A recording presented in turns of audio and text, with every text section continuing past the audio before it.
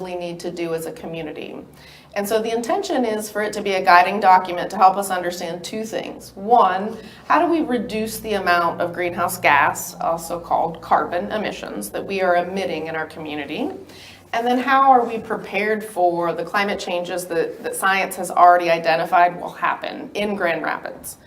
And so we've done some analysis and we understand buildings create a lot of emissions. So all the buildings we're in, our own homes, businesses, churches, universities, as well as transportation.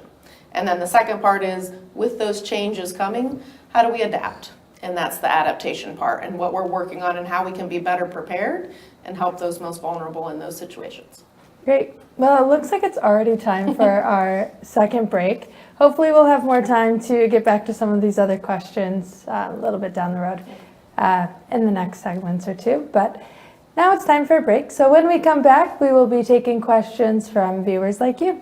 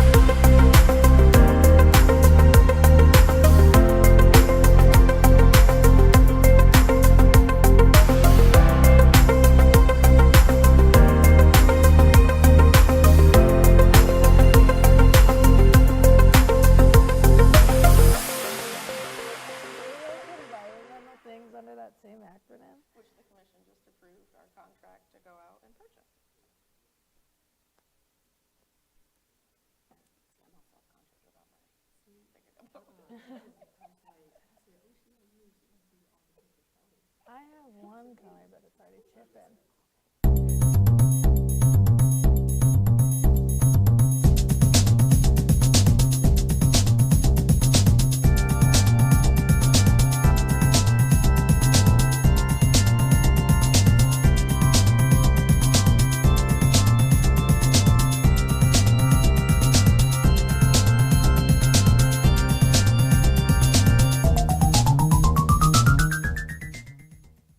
Welcome back to City Connection. If you're just now tuning in, I'm Allison Donahue, and in this segment, Commissioner Lisa Knight and the city's Sustainability and Performance Management Officer, Alison Sutter, sorry about that. I stuttered over your name and called you Sutter. We'll be taking questions and submissions from viewers like you. There's still time to take part in the conversation. Just send in your questions to cityconnection@grcmc.org. Looks like we have some questions already coming in. This first one looks like it's for Commissioner Knight from Paula. Actually, we can hold this one off until the next segment since we only have Allison here for this one. I know that we talked about 100% renewable energy, and I think we have a question coming up that has something to do with that. Could you tell us about what that 100% renewable energy by 2025 goal is? Oh, here's the question. It's from Hannah. Hannah asks, how achievable is the goal of 100% renewable energy? Do we have total control of that with just the local resources? Yeah. Well, so this goal, just to be very clear, is about municipal operations. So it's our water utilities, street lighting, our own buildings, and our own fleet vehicles. So it is an achievable goal. We use, I mean, it's hard if you're not in the energy space, but just to put in perspective, about 40 million kilowatt hours per year. So we have to be able to ensure that all of that's being supplied by renewables. And for calendar year 2023, last year, we were at 48%. And so the best ways that you can achieve this goal in terms of getting renewables would be building your own solar so that you have it on site. We don't have the opportunity to really do wind in the city of Grand Rapids. So installing as much solar as we can. And then an alternative path is purchasing renewable energy credits, or RECs. And so it was super exciting because 2 years ago at our water filtration plant, which is located on the lake shore, we put in about 1 megawatt, which is pretty large. It's 3 acres of solar that we put in out there, and it is generating electricity that's being used directly by our water utility. And then just recently, our commission approved a contract where we will be purchasing some renewable energy credits. That's where you work with a vendor who goes out and they build renewable energy. It could be wind or solar, and they will build it, and we get to take credit for the amount that we have purchased. And so it's kind of a one-for-one. It doesn't directly come in to our facilities, but we know how much electricity we're consuming, and we help to invest in building enough renewable energies that it equals the amount of electricity that we are using. And so we've done our best to estimate, and we will be investing a little over $200,000 to purchase those credits over 2 years. And so you won't make any claims until probably January, February of next year when we can compare exactly what we used in electricity to what we've purchased. But we have modeled it out and done our estimates and believe that at that time we'll be able to state that we have achieved 100% renewable energy. And that will put us as, I believe, the first city in Michigan to do that, and one of the only cities in the country to do that. So even if that energy that's being produced, say, by a windmill is helping out a township near Traverse City, but because we purchased that credit, it would still reflect it's kind of like here. a paper transaction. Yeah. It is hard if you're not in the industry, so it could be built anywhere, although we put a preference and wanted to invest in things that are being built in Michigan to drive our Michigan economy. But the wind or the solar can be built anywhere, and it just helps offset then what is being generated from utilities or other places in terms of also showing that that's renewable and what you're consuming for our own electricity uses are being generated from renewables. And the city has invested in EV vehicles, correct? Electric vehicles for their... So twofold, yes. We have some. So our fleet, I think we have about 800 vehicles as a city that we operate, all the way from fire trucks, police cars, street sweepers, to sedans for people who go around and, read water meters and things. So we have made a commitment, and we are working to try to transition those over to electric vehicles. We got some grant funding and got our first electric street sweeper, for instance. And then we also are trying to invest in the EV charging infrastructure as well, which those often are available to the public too, and not just our fleet. I didn't know they made EV fire trucks. So They do. They are at least 2 to 3 times more expensive than your conventional fire truck. So there are not a lot of them in the United States, but they do exist. Okay, good to know. So we had one here in Grand Rapids, and our fire department got to check it out and see what it was all about. So Cool. We have another question. It's from Georgia. Georgia asks, what is the budget of the Office for Sustainability? Is it funded through sustainability grants or just tax dollars? So ballpark in total, it's a little shy of $500,000 per year. And that predominantly funds staff, which is not atypical for some different city departments. It'd be different, again, for water utilities or others where we would have large equipment or operations. But it really is for the staff that we have employed. And we have been very fortunate that we have received a number of grants to support that. And so one of our staff members is a grant-funded, fully staff position. And we're very excited because we actually just recently were notified from the Wegge Foundation that we will be getting more grant funding that will allow us to bring on 2 additional staff members to the team as well. And there's a small part that is what would be considered operational as well, and that is paid for out of the general operating fund, which are general tax dollars that are used to support some city projects and city staff. Another question for you is from Ronan. Ronan says, you said we lead the nation in a lot of areas. What are those areas? I think that's a reference to a conversation we were having earlier. Yeah. But yeah, tell us how we lead in sustainability in Grand Rapids. So there could be a lot that I will say, but I'll try to just highlight a few different items in different areas. But our biodigester at our water resource recovery facility is cutting edge, one of the only biodigesters where we take, wastewater discharge, we turn it into renewable natural gas that we actually then use to fuel the rapid buses or some city fleets. There are not almost any other municipalities that I know of that are doing that.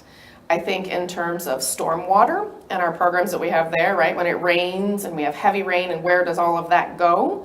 We were one of the first cities to separate out. Historically, cities were built where sewers and stormwaters combined together. And if you had a really heavy rainfall, you would actually have untreated sewage would go into your waterways.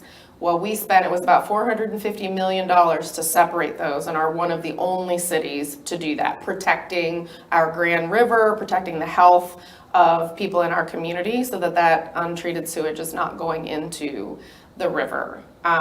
We talked a little bit about renewable energy and being one of the first in that space. And then did also just want to call out with respect to some of the environmental justice work. We've had a number of other communities and some of the work that we have been leading, right, and really trying to be very focused on understanding what is it that our vulnerable communities are experiencing and how can that drive our work. We've had a lot of other cities across the United States look at us and say, what are you doing? How have you figured that out? Like, help us understand that partnership with the C4. How'd you get that started? Or some of the work that we're doing around housing, we're investing $250,000 of grant funding to help low-income residents in Grand Rapids fix their roof, put in some insulation, right? Help make their homes tighter, but also address some of the health concerns and financial burdens that they might have in those houses. So I think there are a lot of others that I could, but a little bit of a speckling of some different examples that we have. I'm sure because sustainability and environmental health and well-being is relatively new in terms of public policy and local government. I'm sure it's got to be pretty innovative all the time, like figuring out how to make this work. Who do you refer to or talk to drive that innovation in this space? Yeah, so that's actually, innovation is one of our values at the city as well, and I'm grateful that the city has invested in bringing on some additional resources, and I have a colleague, Jennifer Van Horsen, who's in that space, so she understands the innovation side, and we're wrapping that in with climate change. But I would say, there are some national leaders, and we are lucky to have relationships with those national leaders through some kind of organizations that bring together those that are leading. We were asked to participate on a White House Council looking at some of this work where they were looking at identifying some cities that have come in and want to lead in this space. And so I think that those are some of the ways. I have my colleague and peer in Ann Arbor. We collaborate a lot and talk about things specific with the state of Michigan and how do we keep kind of working together in this space to think creatively. Great. And another question leads into that environmental justice piece. It's from Will. Will wants to know, what is environmental justice? What does that mean? What does that look like in practice? And that's a great question. A good reminder to be a little bit clear about that at first. So there were some studies that were done that essentially looked at census tracts across the state of Michigan. It was done by University of Michigan students of where our highest percentage of people of color live. And then there was an overlay, GIS overlay, looking at 11 different environmental factors. Things like, are you located close to a brownfield? What is the air quality in your community? Do you have a lot of industrial permits that are allowed to emit certain amounts of pollutants into the air located close to those communities? How much access to green space, like healthy, accessible, safe green space do you have? And so when they layered kind of those 11 environmental attributes on top of that, and another one around the air quality is really high traffic corridors. You get a lot of fumes coming from, your interstates and other areas. When you layer those two things together, across the United States, and Michigan is no exception, the areas that have the highest concentrations of environmental pollutants are the areas where our Black and brown residents most live. And that's the environmental justice component. It's looking at the environmental pollutants, and it's looking at the injustice of the fact that because of a lot of historical things that have happened, right, but that those pollutants are most impacting people of color in our communities. And so as we think about that, how are we driving decisions to address that first to really start to help, bring back and pull back all of those different pollutants that are affecting the same people in the same area? You mentioned air quality, and I want to bring it back to that national community survey earlier. One of the results from it is that residents said they feel like air quality has decreased over time. Do you think there's accuracy to that? And what should residents know to stay healthy if air quality is not great in the area that they live? Good question. Go ahead. So, not to take, but again, you have to think about this national survey, or the survey that was just taken was over the last year, right? And so we're just coming out of a pandemic where a lot of people's health changed dramatically, right? You had long COVID, you have lung issues, you have a whole lot of things that have emerged in people's lives, right? And so the things that they're dealing with around them now are impacting them differently. Their ability to breathe. I was sharing the story about my nephew who just found out he had this severe type of asthma, right? That almost took him out a week ago, and he's under 40. Right? And so really thinking about what's going on in our communities where people's health has actually changed, right? The standard of their health and their access to health care and having that insurance, and people shifted jobs. So they got out of jobs and they started working from home, or they started their own businesses and they don't have insurance to pay for that health care. So to be able to go to the doctor and see what things are going on and be able to get the treatments that they need to take care of themselves. So there's so many different things that play into that. Has our air quality changed? That has changed. Over the last couple of years, right? And we've seen that happening. So as things continue to shift, it's so many different factors that play into that, that we really have to start taking in, again, as Allison said, looking at that bigger picture, and who is it impacting and how is it impacting things. And I know we've done a lot even recently with addressing the truck routes in certain areas, and knowing that there were a lot of semi trucks that were coming through areas that have been identified in this space. And so how can we help work with the courts and with the police to regulate that? So the police department, I believe, got new weights or scales that they purchased to weigh these trucks that are coming through these areas to make sure that they're not overweight, so they're not destroying the streets, and then they're not putting that extra pollution into the air that kids have to deal with and families have to deal with. So it's all of these different pieces, but I think we're being able to address them, and her office has been really great at doing a lot of this work. So I'm grateful for that. Yeah. Oh, just one quick shout out. Just Air of Grand Rapids is a great organization. They've come in and got funding to put in some air sensors, and residents can actually sign up and get alerts based on individual sensors in different areas if there are peaks in some. And the last thing I would say, I think it's really hard with the Canadian wildfires. That has had an impact on air quality pretty significantly as well here in the most recent future. So I think that's been on some people's minds as well. If the air quality is bad, would you recommend that residents mask if it's a really bad air quality day? Well, I will say the general masks that we have used throughout COVID, I don't know that those are really going to help. It's what's called particulate matter. It's really little dust particles. By and large, those that are asthmatic, which I am, so I follow this very closely, or those that have respiratory diseases, I would say follow the Just Air or the EPA. They have air alerts that'll let you know today is a bad air quality day. You'll hear it's an orange alert day. That really means stay inside. Don't go outside and exercise or do heavy exertion work. So those things are really important for people who have respiratory conditions. Kind of average people who might not suffer from those things, it would be okay, and I don't think that you need to wear anything. I think the extreme is like when it was the thickest from the Canadian wildfires where you can see it. In those instances, everybody should kind of be limiting to a certain degree because you will just feel it and it will impact your breathing and your airways at that time. Great. Well, we are just out of time for this segment. I want to thank you so much for coming on City Connection, and it's your last month working for the city, so thank you so much for all the work that you've done with making our city a little bit greener. Thank you, Allison. I appreciate it. Thank you, Commissioner Knight. Thank you. We're about to head into another break, but when we return, we'll be taking more questions from the community. Stay tuned.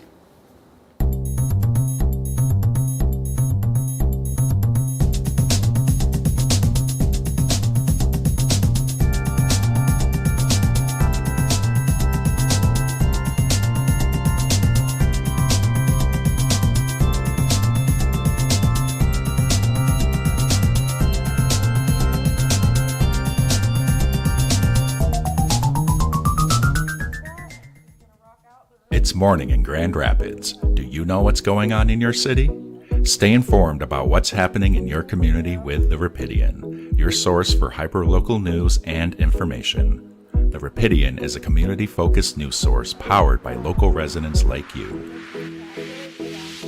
Our volunteer writers and reporters create content that hits close to home about topics like local government, business, schools, events, and people. The Rapidian goes beyond the headlines to provide in-depth coverage of issues that affect Grand Rapids directly, so you can stay in the know. We aim to uplift the community by sharing positive, inspiring stories of growth, progress, and neighborhood pride. The Rapidian is your neighborhood newspaper for the digital age. Follow us on our website and social media to stay connected to your community. This is The Rapidian.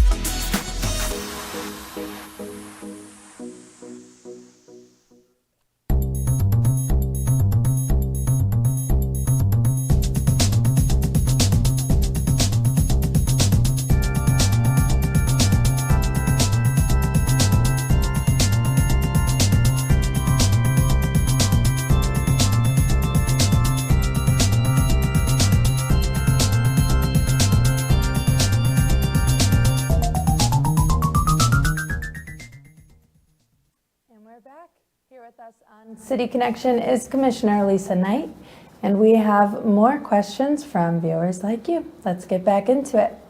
This first question comes from Paula. Paula says, "It seems crazy to me that we're adding a park when we need housing. Can you help me understand the city's thinking on this?" So a lot of times there are areas in our city or pieces of land that you cannot build on.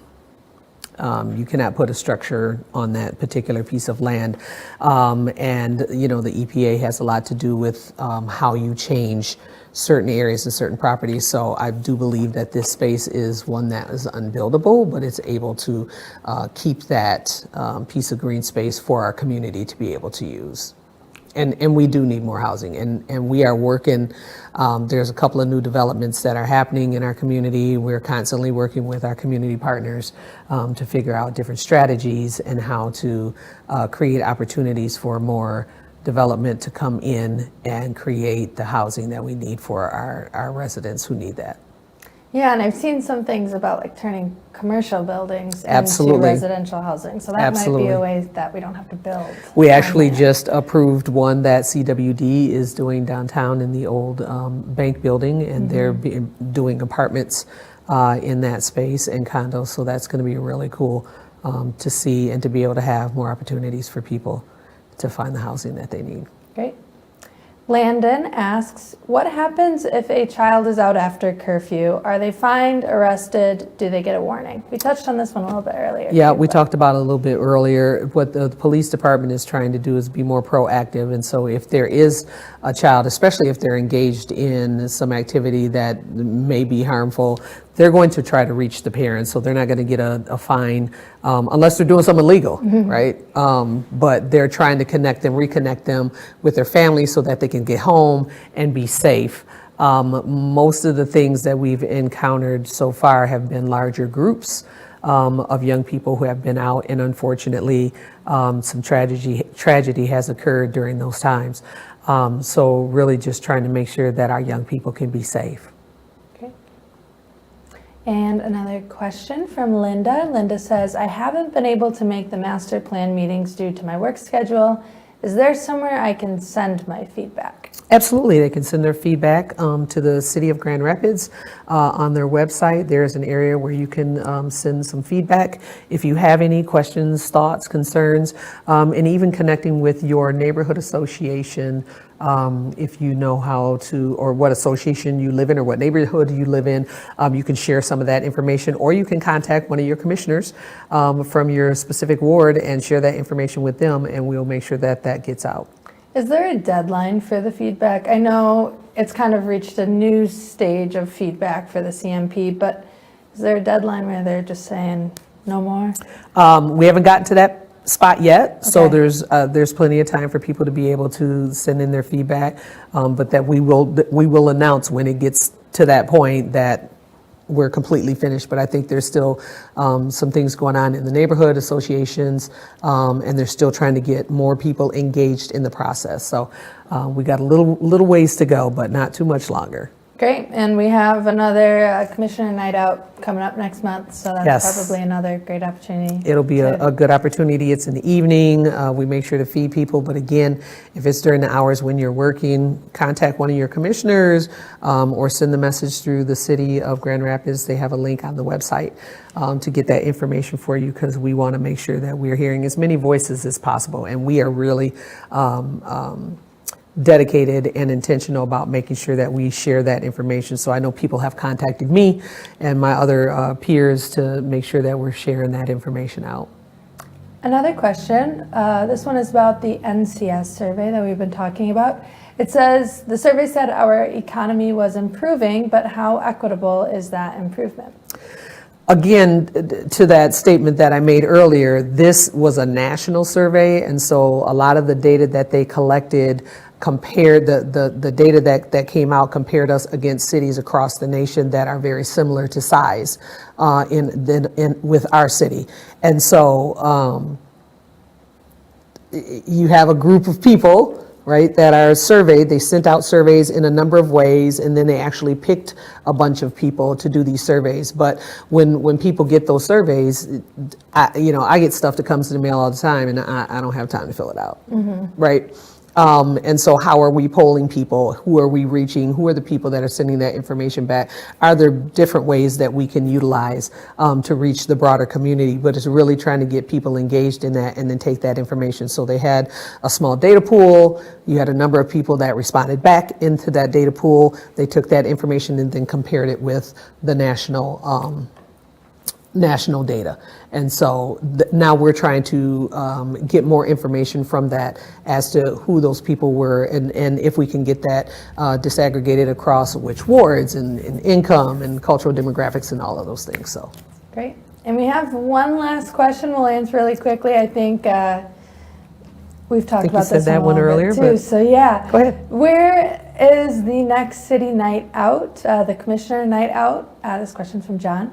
John said, I really enjoy the meetings in neighborhood spaces. And I do have it here, so if you don't have all the details, I can Go for it. I can I fill mean, in for you.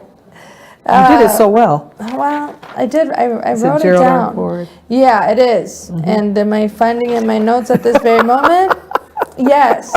July 30, Commissioner Night Out at Gerald R. Ford Academic Center. Yes. So July 30. That's where you'll have the next And opportunity. I believe we start around 5 o'clock, and then they serve dinner. There's an opportunity to engage with different city departments. If you have questions about things that go on throughout our city, just like we had for our Office of Sustainability, those people will be there to talk with you and share information. You can get a lot of questions answered during that time. And your commissioners will also be there, so you have an opportunity to engage with each and every one of us and find out what's going on in the specific wards. And if you have questions and concerns, you can talk talk to us in that space, and then we have our regular meeting. Perfect. Well, thank you so much. Thanks for being on our show today. Absolutely. Always a joy when we get to have you on City Connection. So thank you. I love it.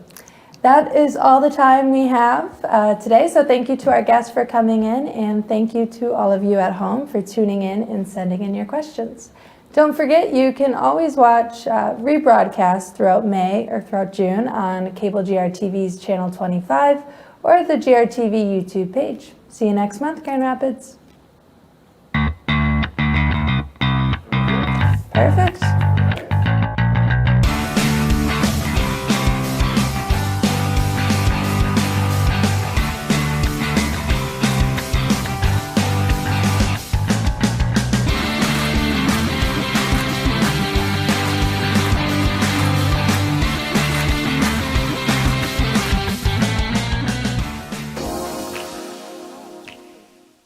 The Grand Rapids Community Media Center is committed to creating a diverse and inclusive environment for all community members. It is a place where community voices are heard, valued, and lifted through media. We seek to provide area residents with a platform to participate in free speech, be engaged with the community, and share their diverse voices. As a multimedia platform organization, we provide and support a variety of community resources, including our radio station, WYCE 88.1 FM, our TV station, GRTV, our hyper-local news program, The Rapidian, web services, and our historic theater, Wealthy Theater. WYCE is West Michigan's only community radio station that is listener-supported and volunteer-powered. WYCE uses local voices to help listeners discover and celebrate different services, cultures, and events. What I really like about programming music in WYCE is I get to not only interact with listeners and local musicians, but I get to put together a musical collage every week and give it away to the universe. As a volunteer programmer, you get the training on how to use equipment, how to access music from the library, and how to put together a great show that showcases local and national artists and still has your creativity included. The Web Services Department helps West Michigan nonprofits connect, learn, create, and share through locally built and accessible websites. We help nonprofits strengthen their online presence by developing one-of-a-kind websites tailored to their specific needs. The Web Services team can take care of all the technical needs of getting a new site up and running, including website hosting, domain name registration, theme development, and page layout. Websites are built with accessibility and responsiveness in mind, making sure our projects are available on any screen and accessible to people of all abilities. We are passionate about helping organizations in the nonprofit sector effectively communicate their stories online, promoting equity and media access with our affordable services. Wealthy Theater is a historic theater on the southeast side of Grand Rapids. It was built in 1911, and today it stands as a performing arts center, historic cinema, and community venue. We provide a space for community connection, where community members can get together, enjoy different shows and different events, from concerts to comedy, musicals, theater, film screenings, you name it. Anybody from the community can sign up to be a member and rent one of our spaces to host their event. We have a staff here at the theater that helps make all the events here happen, as well as a great community of volunteers. The goal is to bring the community together, bring audiences together, artists together, create experiences where those two can connect. Whether you're an audience member who wants to come see a show, or you're somebody who wants to put on a show, Wealthy Theater is a space for you. The Rapidian is a hyper-local news source powered by, for, and of the people of Grand Rapids, Michigan. We launched in 2009 using funds from local organizations and generous donors, and this community-driven platform empowers residents to share their stories, post articles, and keep track of local events and issues. By emphasizing citizen journalism, the Rapidian provides a unique grassroots perspective and a vital news service for the residents of Grand Rapids. In 2023, we are relaunching the Rapidian with the Grand Rapids Documenters Program, where we train and pay local citizens to cover public meetings, empowering residents with the tools and resources to strengthen the news media landscape in Grand Rapids and become more civically engaged. GRTV airs public access television programming made by and for the Grand Rapids community, amplifying their voices to support a diverse and vibrant democracy. We provide the tools, training, and broadcast platform for free speech. Community members can take classes on video and production features, borrow professional equipment, editing software, and use of our studio facilities to create their own content. We help community members connect, learn, create, and share.